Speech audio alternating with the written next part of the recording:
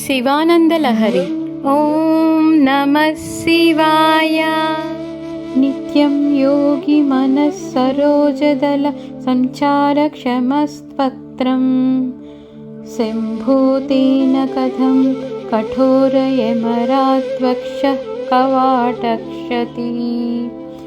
అత్యంతం మృదులం పదంఘ్రియుగలం హామే మనశ్చింతయ ఏతల్లోచనగోచరం కురు విభో హస్తేన సంవాహయే. దేవదేవ, ఎప్పుడు యోగుల యొక్క శుతిమెత్తని తామరాకులు వంటి మనసుపై సంచరించే నీ పాదము అత్యంత కఠినమైన యముని వక్షస్థలమును ఎట్లు తనినది? అత్యంత సున్నితమైన నీ పాదములకు కలిగిన బాధను గూర్చి నా మనసు చింతించుచున్నది. నీ పాదములను నాకు చూపినచో వాటిని ఒత్తెదను.